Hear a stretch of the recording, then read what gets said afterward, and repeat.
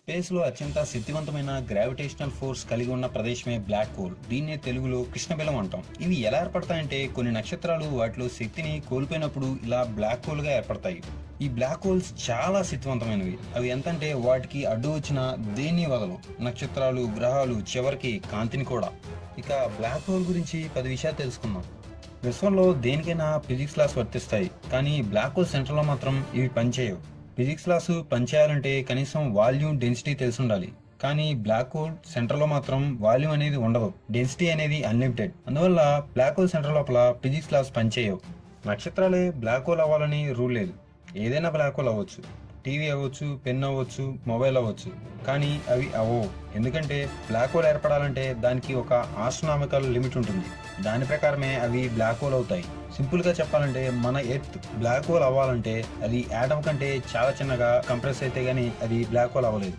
Black hole ని మనం direct గా చూడలేము, ఎందుకంటే బ్లాక్ హోల్ కాంతిని కూడా వదలదు. సైంటిస్టులు బ్లాక్ హోల్ ని ఎలా అంచనా వేస్తారంటే బ్లాక్ హోల్ ఉన్న చోట నక్షత్రాలు ఒక్కసారిగా ఎక్కువ కాంతివంతంగా వెలుగుతాయి మరియు ఎక్కువ ఎక్స్రేస్ ని విడుదల చేస్తాయి. వాటిని బట్టి సైంటిస్టులు అక్కడ బ్లాక్ హోల్స్ ఉన్నాయని అంచనా వేస్తారు. మన మిల్కీవే గెలాక్సీ సెంటర్ లో అతిపెద్ద బ్లాక్ హోల్ ఉంది. అదే సూపర్ మాసివ్ బ్లాక్ హోల్. అది భూమి నుండి 26,000 కాంతి సంవత్సరాల దూరంలో ఉంది. అది సూర్యుని కంటే 40 లక్షల రెట్లు మాస్ కలిగి ఉంది. మన సూర్యుడు ఎప్పటికీ బ్లాక్ హోల్ అవ్వలేడు, ఎందుకంటే బ్లాక్ హోల్ అవ్వడానికి కావలసినంత మాస్ సూర్యుడికి లేదు. ఏ నక్షత్రమైనా బ్లాక్ హోల్ అవ్వాలంటే మన సూర్యుడి కంటే 20 రెట్లు పెద్ద అయితే గానీ అది బ్లాక్ హోల్ అవ్వలేదు. బ్లాక్ హోల్ లోపల ఎన్ని సంవత్సరాలున్నా టైం గడవదు. ఐన్స్టీన్ ప్రతిపాదించిన థియరీ ఆఫ్ రిలేటివిటీ ప్రకారం అక్కడ స్పేస్ వంగి ఉంటుంది కాబట్టి టైం చాలా స్లో అవుతుంది. బ్లాక్ హోల్ తన దగ్గరగా వెళ్ళిన వాటిని వేటిని వదలదు. బ్లాక్ హోల్ దగ్గరికి వెళ్ళిన వారిని మొదటగా వాళ్ళ కాళ్ళని రబ్బర్ లాగా సాగదీస్తుంది. ఆ తర్వాత ఒక్కొక్క శరీర భాగాన్ని కొన్ని మీటర్ల పాటు సాగదీస్తుంది. చివరగా వాళ్ళని ఒక యాటమ్ లాగా కంప్రెస్ చేసి లాక్కుంటుంది.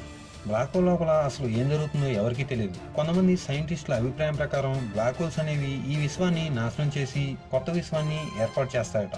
బ్లాక్ హోల్ ని ఎవరు కనిపెట్టారు? ఐన్స్టీన్ కనిపెట్టాడా? లేదు. ఐన్స్టీన్ కంటే ముందే కాలనీ సైంటిస్ట్ ఈ బ్లాక్ హోల్ ని అంచనా వేయగలిగాడు. ఐన్స్టీన్ థియరీ ఆఫ్ రిలేటివిటీని డెవలప్ చేశాడు, అంతే. కొన్ని సైంటిఫిక్ ఎక్స్ప్లెనేషన్ ప్రకారం బ్లాక్ హోల్ అనేది వామ్ హోల్ లా కూడా పనిచేస్తుందట. ఈ వామ్ హోల్ ద్వారా అయితే ఎన్ని కోట్ల కిలోమీటర్లైనా కొన్ని సెకండ్లో వెళ్ళిపోవచ్చు.